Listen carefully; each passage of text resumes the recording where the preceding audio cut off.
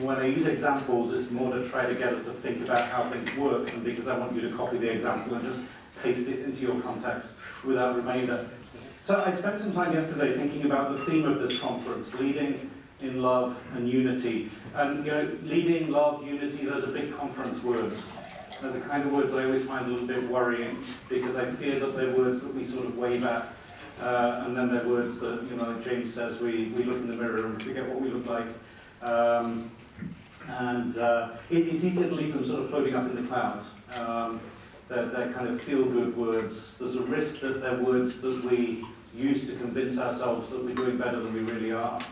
Because if we talk about love and unity often enough, then we must be into love and unity, right?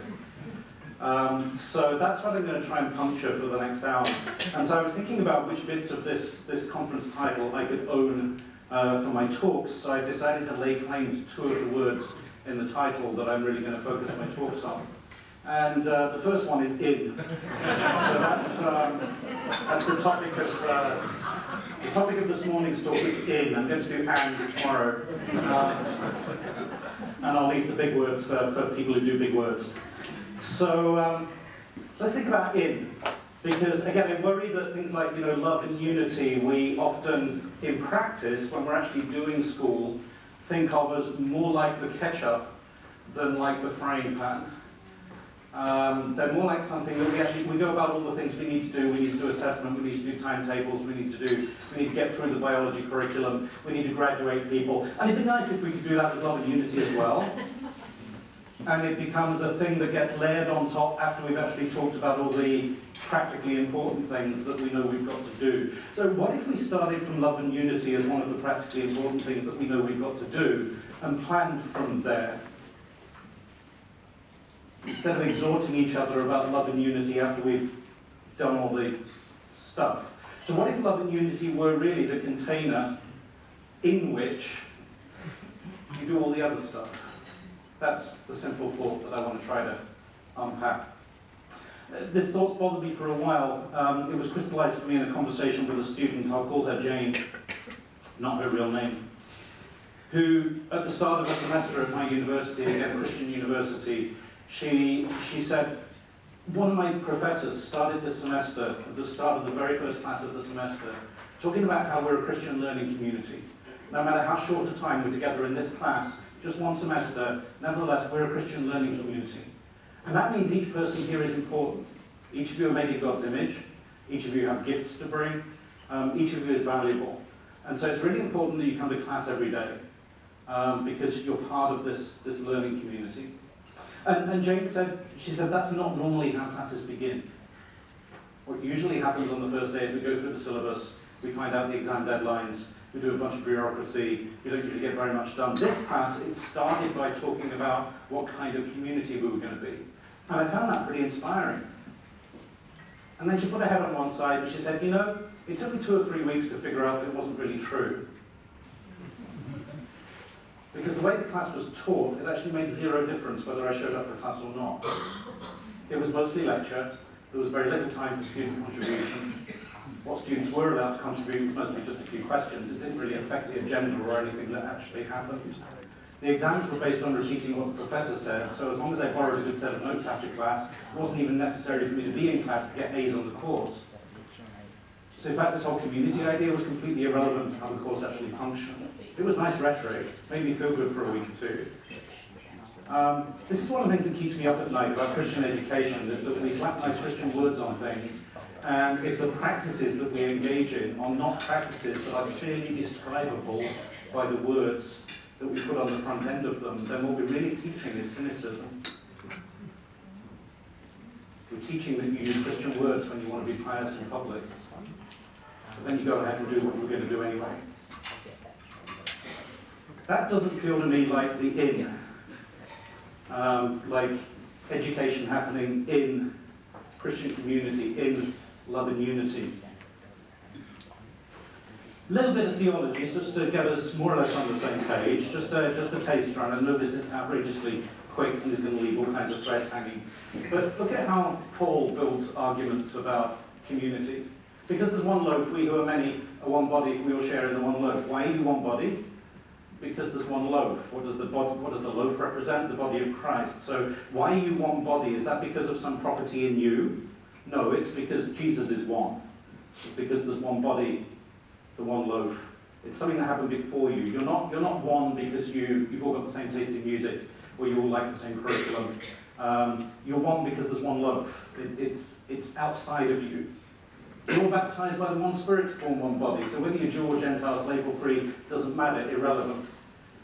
It's because there's one Spirit. So the oneness is at God's end.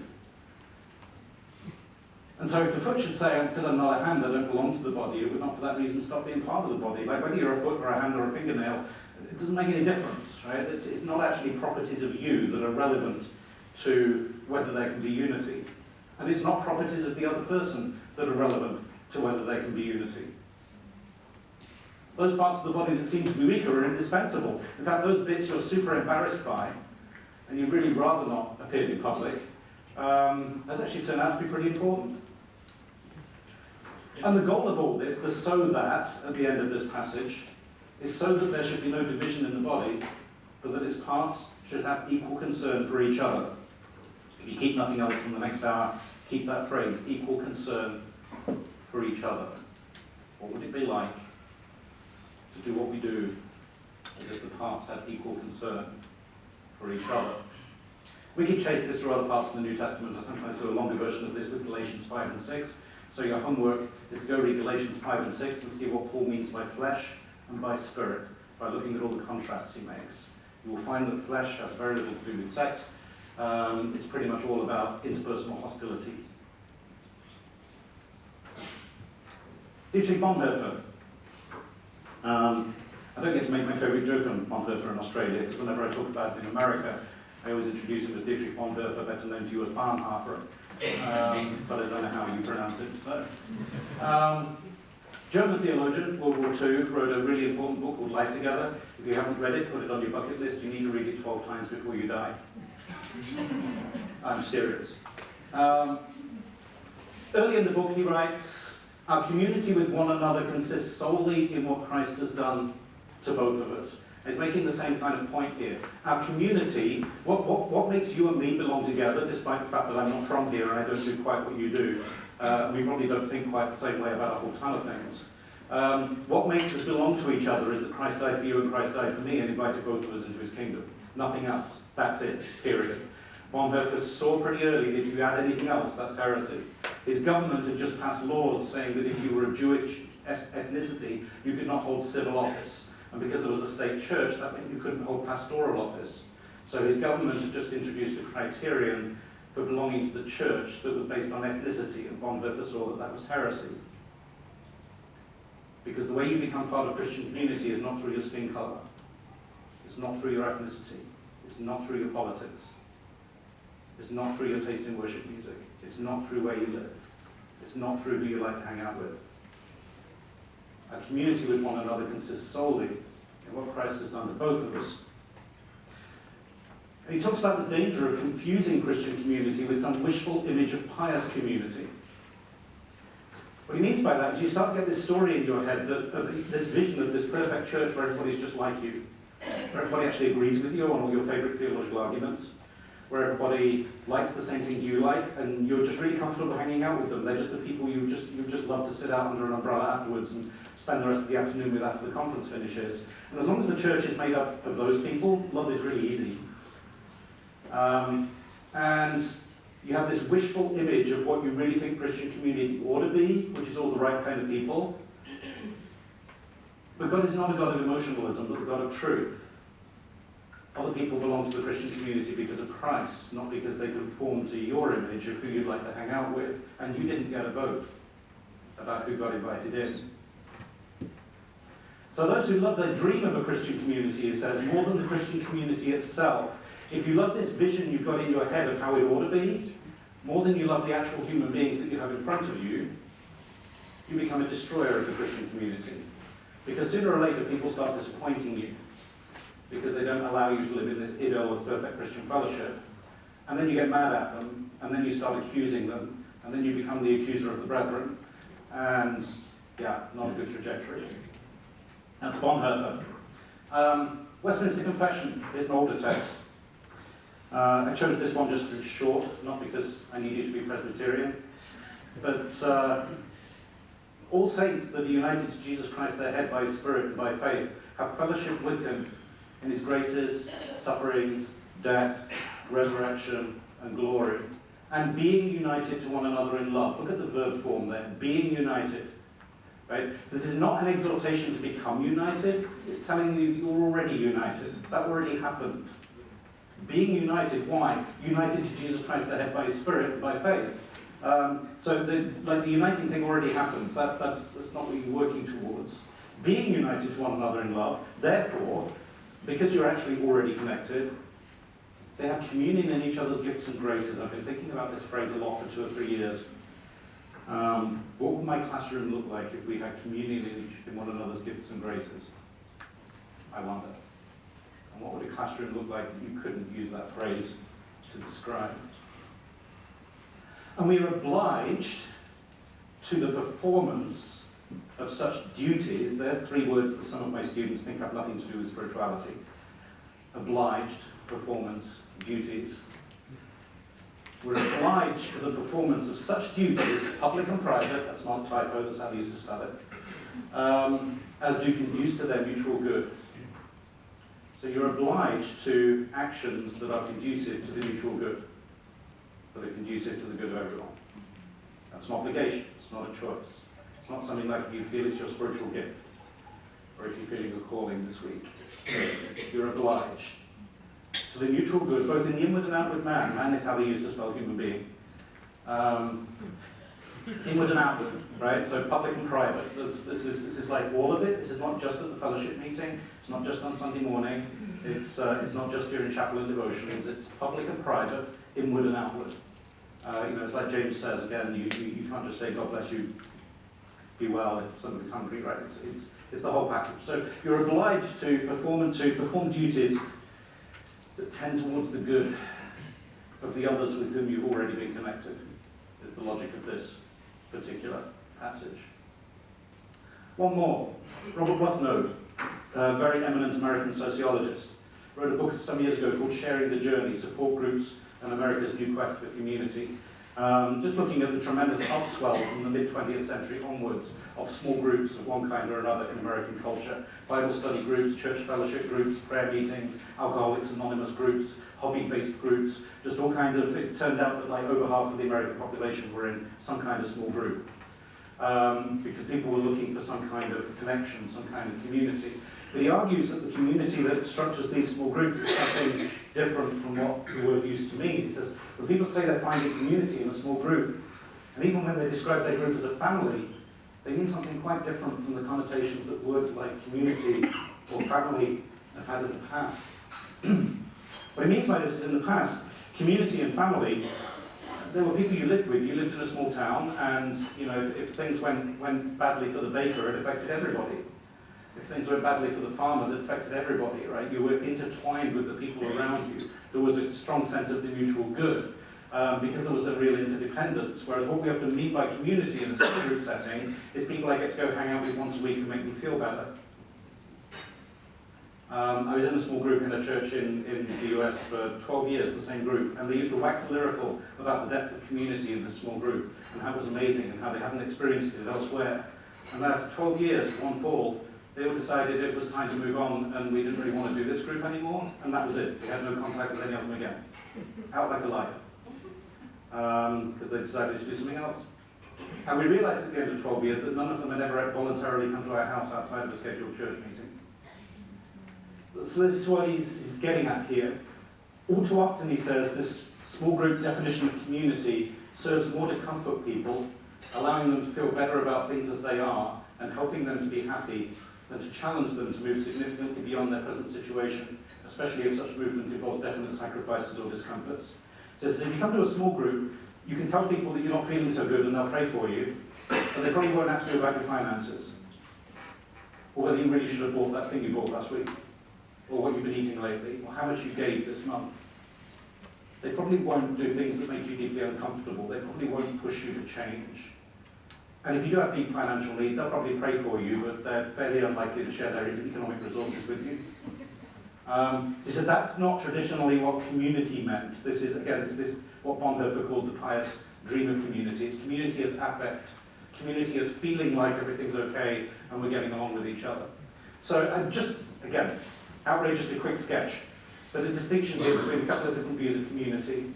One of which is we all seem to be getting on with each other and everything feels great and I'm just really enjoying the people around me. That's not actually what the theological tradition means when it says community.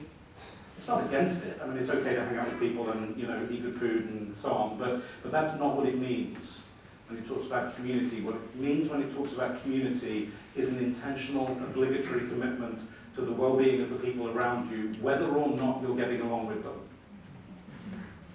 Whether or not you're getting along with them. My students talk to me about what it's like when teachers ask them to do group work in class. Feng Yang wrote, there are not any instructions that guide students to finish the job because teachers always pay attention to points or questions that students must answer. Therefore, most group work does not train the ability to collaborate, but is more like individual work on a big assignment separately. I heard some students outside my office one day, in literally 2 minutes, they'd just been given an assignment to work on as a group. In literally 2 minutes, they went from, we need to meet several times to work on this before Monday so that we can get it together, to, well, do we really need to meet several times? Maybe we could just meet once. Is there a time when we're all available? To, why do we even need to meet once? Why don't we all just do our bits and email them to each other and provide comments? To, but that's going to be a lot of emailing. Why don't you all just do your bits and email it to me at 8:30 Monday morning and I'll throw it together into a PowerPoint and we can get together 2 minutes before class and just check the running order. It took me 2 minutes to deconstruct this group activity into individual work on a big assignment separately. As I talk to my students about this, what they describe is the repeated experience of being asked to work together with other people, but all the focus is on the product. We want you to create this presentation, we want you to create this product, we want you to make this thing, we want you to generate questions on this text, and being given very little guidance on how to actually interact with people that you're not getting along with. Right? The focus is not on being trained to work with other people, the focus is on being thrown together with other people and produce this product. And it's up to the student to figure out how to make that happen. Another of my students wrote, one of my classes this semester began by going over the syllabus for the first 30 minutes of class with no introduction. I began to stress that this class would be boring for the entire semester. I was planning how I'd combat sleepiness and boredom in the class and becoming more anxious as the mundane lecture drew longer and longer. I describe you right now. However, the teacher switched after 30 minutes of lecturing to the last few minutes of class getting to know each other, and immediately my perspective of the class was changed. Hannah is a fantastic student, by the way, not at all disengaged. But this process of going into a class where there was no introduction into connecting with the people around them, and the sense of pressure that created, starting imagining how this is going to be week after week. Another student, I don't know the name of this one, it's not my student, got this from a colleague. Sounds crazy that I do not see the people around me, but I'm usually so focused on the professor that the only time I look at my classmates is during discussions or when someone asks a question. Throughout my educational career, I've developed the bad habit of only thinking about myself when in class. All I usually care about is whether I'm learning the material. These are all Christian students from Christian schools at a Christian university. What they've learned in school is that the only thing that's relevant is what the teacher says. That the people around them are incidental furniture, that their success is not really tied to what happens to the people around them, and that what the education system really cares about is that they get stuff done, productivity, that they turn stuff in on time, that they write essays, that they generate words. And that if they can do that more efficiently on their own, then that's the best way to do it.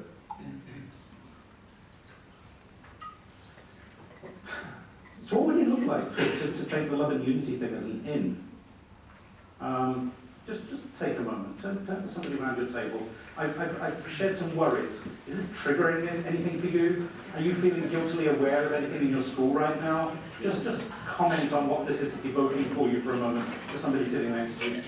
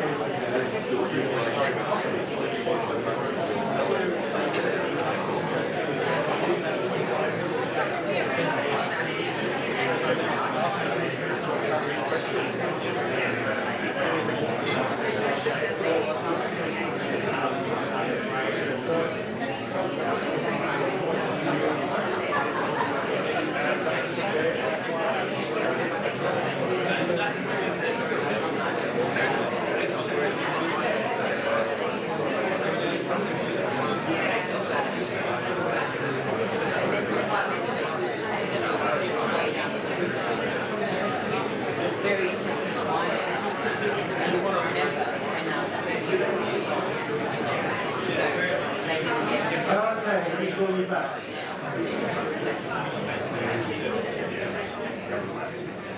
So, that's enough worrying aloud for now. This is the kind of stuff that keeps me up at night, right? If you want to put Christian words on education, what have you then obligated yourself to? And suppose I wanted to start planning my education, the education that I provide to my students. Suppose I wanted to start planning it from the notion that Christian community means commitment to one another's good, whether or not we're getting along with each other, communing in one another's gifts and graces, that I want the love and unity piece to be that in which we actually plan for class. How might I go about that? Well, here's some examples. Again, not a recipe, you might do it differently, but this is what I've tried. Actually, this is not what I've tried. Throw this in first. This is an email from a teacher in Tasmania who emailed me a few years back. She wrote, I remember hearing about a teacher who was done with show and tell. I decided I was done with the teacher desk. Now my desk is a student desk among the other student desks in the classroom. Often an adult will walk in and ask, where is your teacher? And I'm glad that I'm not the focal point of the room anymore. When my students plan seating arrangements, they also plan for where I'm positioned in the classroom. This has been an interesting experiment for everyone, and we're learning together about what works, what's kind, what's helpful, what communicates love and belonging. When I was working with one student as he completed a writing task, two students across from me were working on their seating plan for next term. I tuned into their conversation. They were discussing friendships, work habits, academic needs, and how our diabetic student needs to be able to get to the office quickly without having to go past too many people because she gets embarrassed. A student nearby, looking over at their diagram, said, "Oh, I want to be next to the teacher." One of the students working looked up and laid her hand on the student's arm. She said gently, "I think lots of people would, but Winter and Elijah need her more. Would you like to sit next to me or Valley? We'll help you." I'd like to point out that this mature response came out of the mouth of a 7-year-old. Last year, this student bullied others by exclusion and found it difficult not to be the center of my attention. Sometime between then and now, she's been transformed. She's begun to grasp how to live in the growing community of faith and love we're cultivating in our classroom. Elizabeth starts the school year by asking the students to design the classroom layout, not based on where they would like to sit, but on what is maximally kind to every member of the class. She also asks the students to plan the wall displays, not based on what they would like to have on the walls, but on what is maximally beneficial to every member of the class. And that becomes part of the process they work through to start the school year. So the beginning of the semester is premised on the idea that a big part of what we're actually learning is how to live well together. That's led her to abandon her teacher desk, because the students get to decide where she sits. What happens if you start from the love and unity piece and plan from there, instead of doing school the way you know how to do school and then trying to shoehorn the love and unity piece in later down the stream?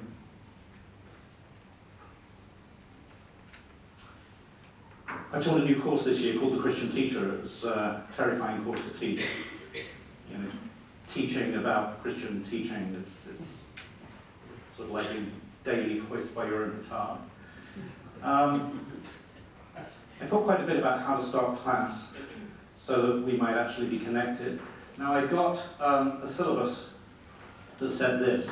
I gave some thought to the syllabus, because a lot of our syllabi were all about, again, when the assignments are due, how many pages you need to write, which books we're going to read, etc. So I added this to my syllabi. Learning to think deeply entails paying attention to and learning from those around us.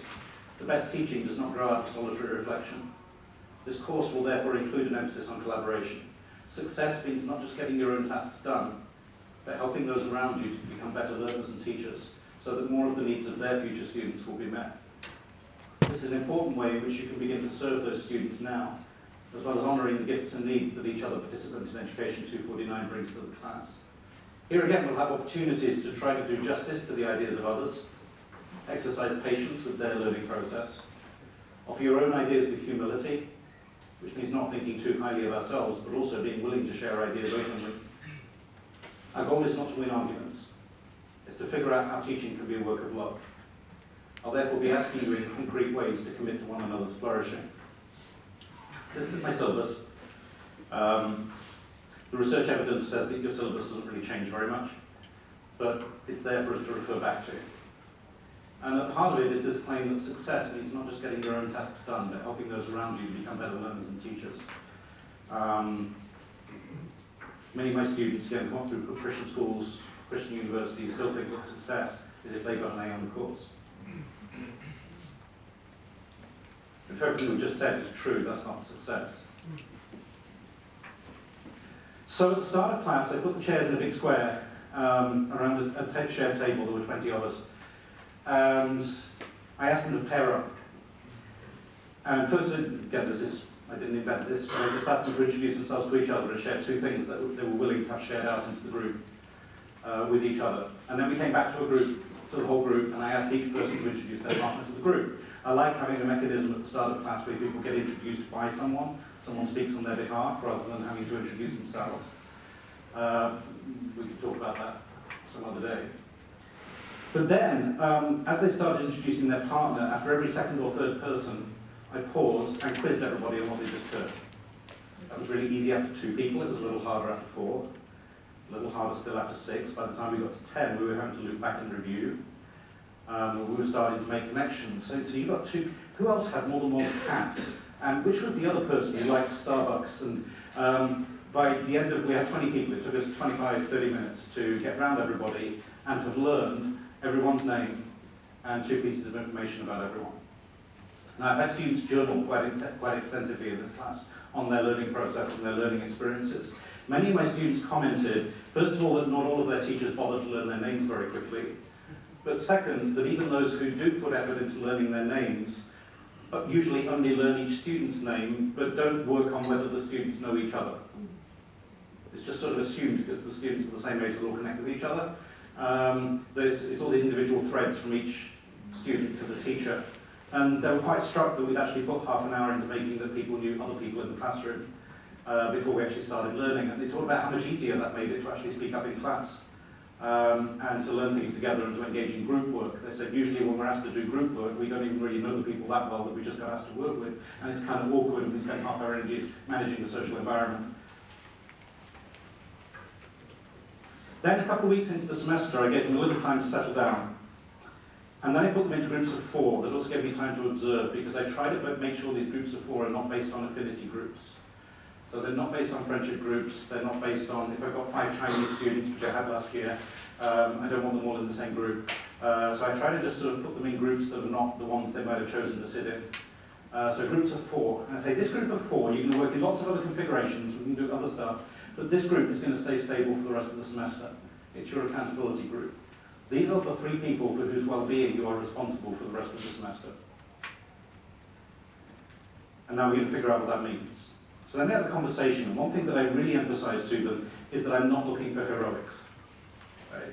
If you propose to me some way of serving your group that's going to take you 3 hours a week, that doesn't count. You're not going to do it. Right? It's not going to happen. It's going to be pious wishful thinking. You're all busy. You've got complicated lives. So what we need is things that take you almost no time at all, because those might actually happen. So we then brainstormed together about what could be ways of committing to the well-being of the other 3 people in my group that are actually achievable. So for example, if one of your group doesn't show up for class one day, the other 3 should be the first to notice. And they should be the first to send them an email and ask them if they're sick.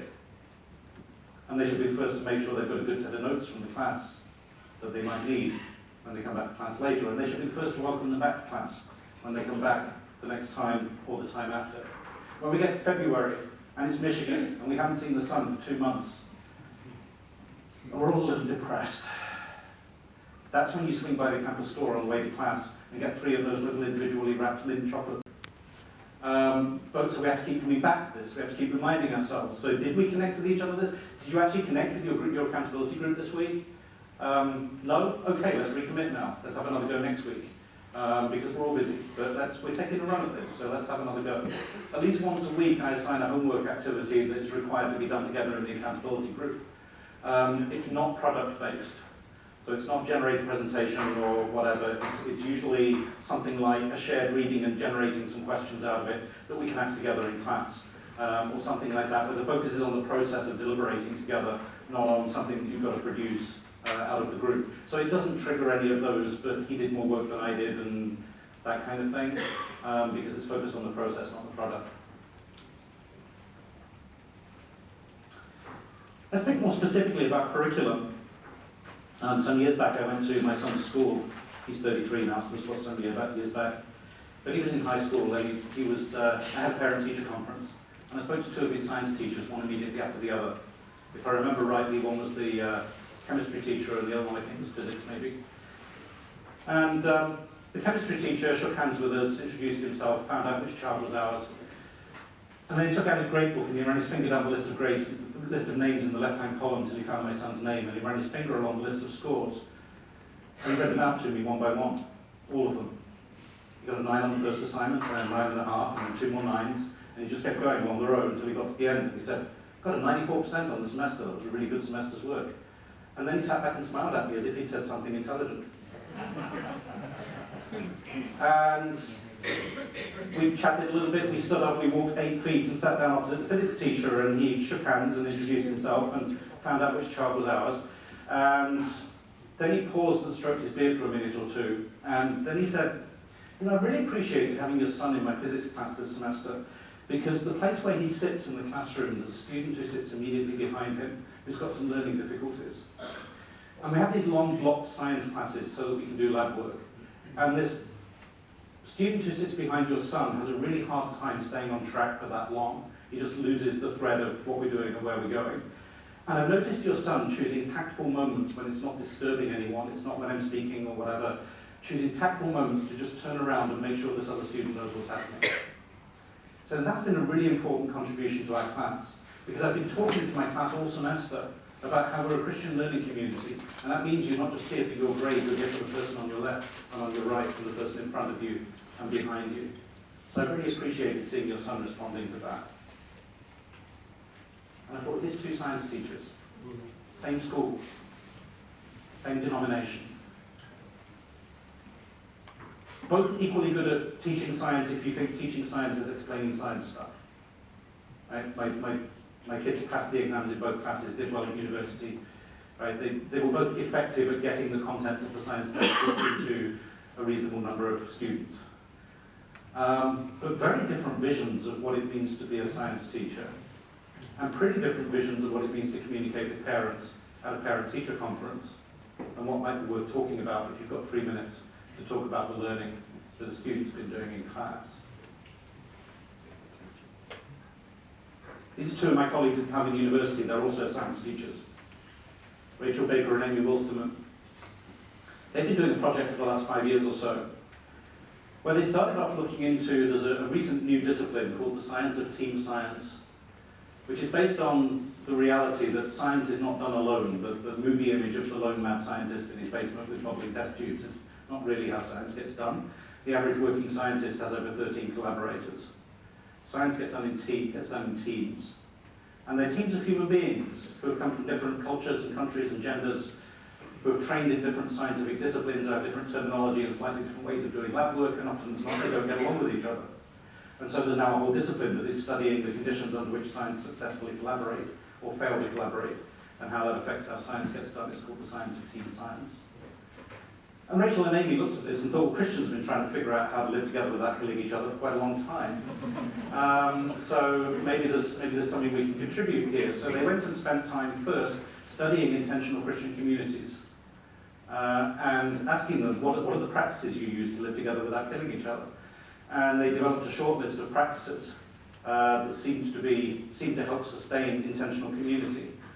And then they designed a sequence of science classes built around these practices, with the rhythm of introducing the practice, explaining it, clarifying it, asking the students to engage in a small specific behavior related to that practice for a week, and then debriefing and having students journal about it. So one of them is intentional humility. What does that look like in practice? Well, students are asked to pick a practice from this list. Ask a question to the professor or teacher or a peer about something you don't understand, at least several times this week. Just if you don't understand something, put your hand up. Admit when you don't know something, do not understand something, or do not know how to do something. Do not pretend to have knowledge or abilities that you lack. Don't just sit tight and hope that nobody notices, or look surreptitiously out of the corner of your eye at the person next to you and try to hope nobody sees you haven't got a clue what you're doing. Admit mistakes when they occur rather than hide or ignore them. If something goes wrong, say so. Ask for help when you need it. You're all school leaders, so you're all really good at all this stuff, right? Display patience when others ask for help, or admit they don't understand something, or tell you that they've made a mistake, right? Don't roll your eyes when somebody asks a question about something that's really obvious to you. These are the practices of intellectual humility. So students are asked to choose one of these, practice it for a week, and then debrief and journal. And then the next week they focus on another area, hospitality, for instance. Hospitality involved choosing not to sit next to your friends in class, going sitting next to somebody different, and figuring out how to work with them, getting to know them, maybe spending a minute with them outside of class. This became part of the structure of the science course. And they motivated it for the students. They explained to the students that this was both actually learning to do science well, because if you can't collaborate with other people, you will not be a successful scientist, and learning to do Christian education well, because if we don't do intentional community, we're probably not doing Christian education. And that those two things are not in conflict. They're actually pushing in the same direction. Here's a student reflection. Just one. There are pages of these, and they're pretty amazing to read after being in this course. This is about the practice of hospitality. Practicing hospitality in the classroom was more uncomfortable than I anticipated. I did not think that changing seats would be a huge deal, but it was. Many of us, including myself, did not stray far from our usual spots. Those who did cross the classroom were noticed and received more attention than usual. Change, newness, and receiving attention are three things I am not amazing at. Hospitality in the classroom pushed me more than I was expecting it to, from simply turning to another classmate to intentionally engaging with other classmates about questions outside of class. All the little things added up, and we spoke more to one another outside of biochemistry and in other classes we share. The past few weeks have challenged me to think critically about the ways in which I engage with my peers, and how I really only interact with a fraction of those I share learning spaces with. What insights have I missed out on? I can make excuses for my own comfort in staying in the front left corner of the room, but I want to be someone who actively participates in thriving community in every aspect of my life. This is a student who went on to talk eloquently about how weird it was that her family was actually very invested in practices of hospitality because of Jesus' teachings about hospitality, and that they regularly welcomed people to their house and had people stay with them, and yet somehow it never occurred to her that this had something to do with how she behaved in science class, until that connection was explicitly made for her by her instructors. Things don't tend to leak across boundaries without a little bit of help. Finally, let's think about reading for a few minutes. I've talked about group structure and accountability groups and syllabi and science classes. Another thing we do an awful lot of in schools is teach students to read things and ask them to read things. Paul Griffiths has got a book called Religious Reading, The Place of Reading and the Practice of Religion. So it's a phenomenological study of how religious people read sacred texts and how consumers read consumer texts. And he distinguishes two different kinds of reading that he calls religious reading and consumer reading. He knows there are more than two kinds. This is a continuum, not a pair of categories. But as sort of extremes to compare with one another, religious reading is how you read the Bible when you're doing it properly. Like, not the way you usually do it, but when you do it properly. And consumer reading is how you read the restaurant menu, the blog, the bus timetable. What's the difference? Well, religious reading, says Griffiths, is when you read repeatedly, you read ongoingly. You don't read the Gospel of Mark once and then check it off your bucket list and move on to other parts of the Christian life. You keep going back to it, you keep reading the same passage again. You have this repeated, ongoing engagement across time. You read slowly. You try to slow yourself down and notice every detail of the text. You read attentively. You're trying to figure out what's really, you're trying to get past your own prejudices. You're trying to get past what you thought it meant last time and still really pay attention to the text. Not just come with what you hope it means and have a quick glance and then go away with nothing changed. You read reverentially. What he means by this is that when you read the text and you come across a passage that makes no sense to you, your first thought is not, this is a really stupid text. Your first thought is, I don't understand it yet. And I maybe need to read a commentary or talk to my pastor or just wait 10 years. Right? You assume that the text has wisdom even when it doesn't look as if the text has wisdom. That's what he means by reading reverentially. Oh, not sure what happened there. You're open to moral demands. This is never put your PowerPoint on somebody else's laptop. It totally messes up the layout. Pro tip. Open to moral demands. You're expecting the text to ask you to change in some way. Of course, when it does ask you to do something, you won't run in the other direction, but you come with, in principle, with the expectation that it's allowed to ask you to change. You're looking for transformation.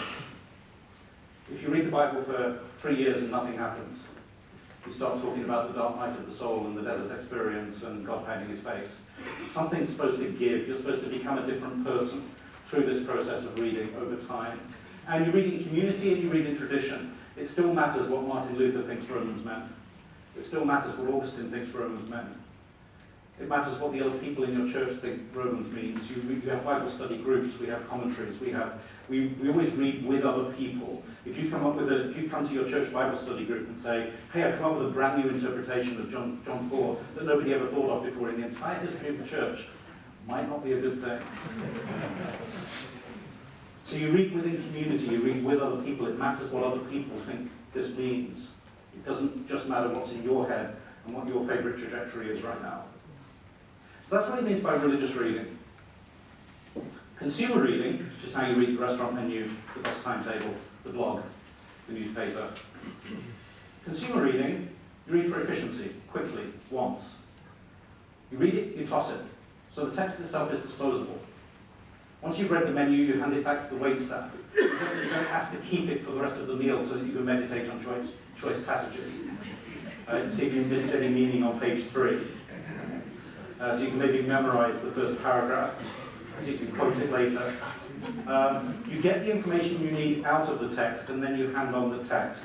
You get the sports scores out of the newspaper, and then you put the paper down. You get the time out of the bus timetable, you turn away from the timetable. You hand the menu back. You read the cheap novel on the plane, you leave it on the plane.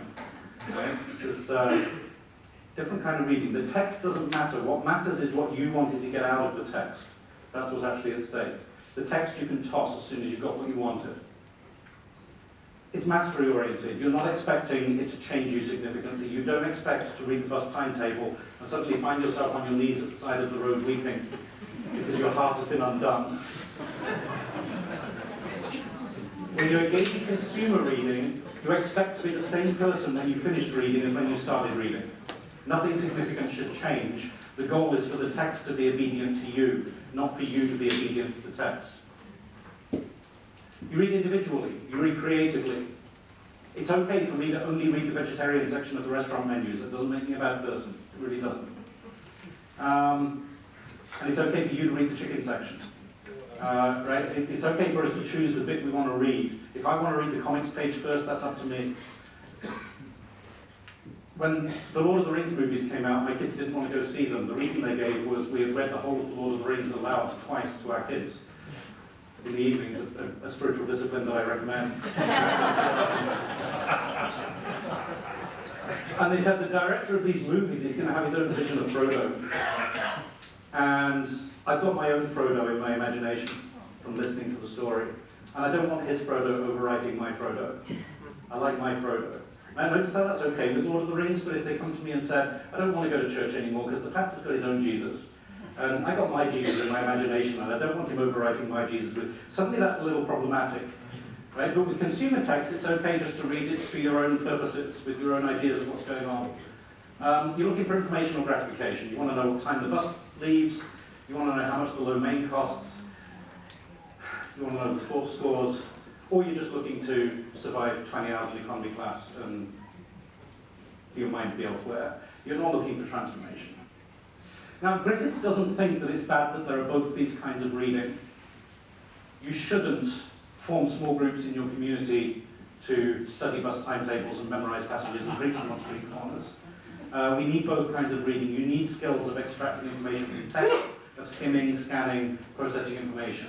We should be learning that. What worries him is not that there are both, but that we're extremely good at one and extremely poor at the other.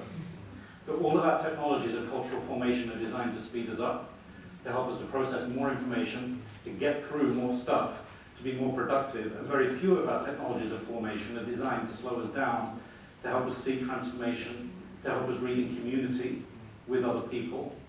And he thinks school is part of the problem, not part of the answer. When you're 3 years old, you want to hear the same story every day for a month. Woe betide the parent who skips a word. You want to hear that story until you've extracted all the meaning you need to extract out of that story. You want it to work on you over time. By the time you've been in school a couple of years, if your teacher assigns a story that was also assigned last year, you say, Done this already. so we've done this already. That's right. I'm guessing the verb is often do. We did this already. Not even we read this already. Right? This is a task that we've already completed. Because most reading in school is a conveyor belt. Little bits of text just go past students and they check them off and turn them into answers on a worksheet and move on. By the time you get to college, university, you know that you don't even buy the texts anymore, you rent them. And you give them back to the bookstore at the end of the semester. The text is disposable once you've got the information out you needed and you converted it into a grade. You don't need to worry anymore about what you learned, just because the grade was the point that you then banked and you move on. So out of that, and this is my parting thought, I designed a whole upper-level German literature course that I could talk about for an hour if I had more than 7 minutes left, that was built around this idea of how do we learn to read in spiritually transformative ways? How do we learn to read charitably? There's a chapter about it in a book called Teaching and Christian Practices if you're really interested in reading and want to follow up. So I built the semester around, I made space in my syllabus for repeat readings of some texts, some stories we read twice. And we went back and we tried to find things we missed the first time to get that experience of realizing you weren't as smart as you thought you were, that there was stuff in here you still didn't find. We intentionally read things together and read each other's interpretations of poems to find out what other people thought when they read this, so it's not just individual students turning things into me. We experimented with posture. I assigned homeworks. Read this poem lying on your bed. Read it sitting in an armchair. Read it sitting up in a cafe with music going on. See what it does to your attention span. We intentionally read texts that we deeply disagreed with. And we tried to figure out how to read them charitably, as having been written by another human being who is our neighbor. And wondering how we would like other people to read something we wrote. Do we want just to skim through and look for the main points? Do we want them to decide on page 3 we're an idiot? Or just pull out the things that will help us build a case against them?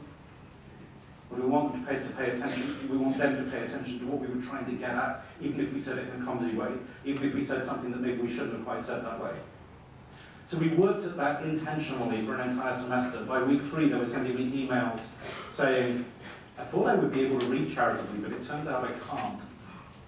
It's way harder than it looks. I don't think I have this much of an attention span. The language of justice and patience and charity started appearing in their journals through the semester. One of my students, 2 weeks before the end of the semester, wrote about how in her coffee shop one day she served a young woman who came in who struck her as being particularly provocatively dressed. And she caught herself making a whole string of assumptions about this person's lifestyle, about what they'd maybe been up to last night. And she stopped herself and thought, but wait a minute, in German class, we've been talking about slowing down and not trusting your first judgment, and having the patience to let things unfold, and being charitable for as long as you can possibly can. And I don't know anything about this person other than the clothes they decided to put on this morning. So why am I thinking all this stuff? A couple of weeks after that, she wrote this in her final journal. Sorry, I'll skip past this. Not long ago, I took reading Christianly and applied it to the way I read people. I noticed myself casting rash judgments on people without understanding them, knowing their backgrounds, or even talking to them. I think especially because of the focus in this class to read Christianly, I tried to change this bad habit. I had an opportunity to practice reading people Christianly only this past weekend. A middle-aged man from out of town came in search of a computer. He claimed he'd been wandering around Grand Rapids for the past 2 days in search of his sister, who he only knew lived somewhere near Kentwood. He didn't have her phone number and needed to look it up online in an email because she was unlisted. The coffee shop doesn't have computers though, only internet service. My co-worker wanted to get him out. She thought he was off his rocker. But I talked to him for a little while, and upon hearing he hadn't eaten in at least a day, gave him a sandwich and a cup of coffee, and told him he could ask one of our customers to use their computer. One gentleman was kind enough to let him, so he got on and couldn't find her number, but left a message for her to come and pick him up. He'd be waiting. Having been in a similar situation once myself, lost in Germany, I was sensitive to his needs and feeling of exhaustion and helplessness. I took my own experience and related it to his, and because of my Christianity, I asked myself over and over what the right thing to do would be. Like skimming over a text leaves one unsatisfied and does an injustice to text and author. I was not at peace having briefly met this man, to leave him out on the street for the night. That's an amazing sentence to me. Look at the connections being made in that sentence. Like skimming over a text leaves one unsatisfied and does an injustice to text and author. So the way you read texts in German class is connected to justice in some way. I was not at peace having briefly met this man to leave, and that's related to how you relate to homeless people when you're working in a coffee shop. Somehow this is all connected. I had to go back with a male friend, if only to keep him company for a short while, but possibly to bring him somewhere to spend the night. In this way, I believe, allowing time to get to know a work or person, realizing from what sort of framework we're looking at it, and doing so lovingly, this is how we should read Christianly. And I'll leave you to figure out what that might have to do with worldviews and personal knowledge and avoiding the French solution. So if I want to talk about love and unity, what's that have to do with how you teach reading? How you teach science? How you write a syllabus? How you introduce class? How you group students for learning? If Jane had been in any of these classes, I wonder if she'd have been quite as cynical by mid-semester about whether the talk of Christian community was just pious talk to make us feel Christian before we got on with doing school. I wonder if she might have been closer to thinking that the love and unity piece, the Christian community piece, was something in which we planned and worked and structured things and read German literature and learned science and organised our learning. Thank you for listening.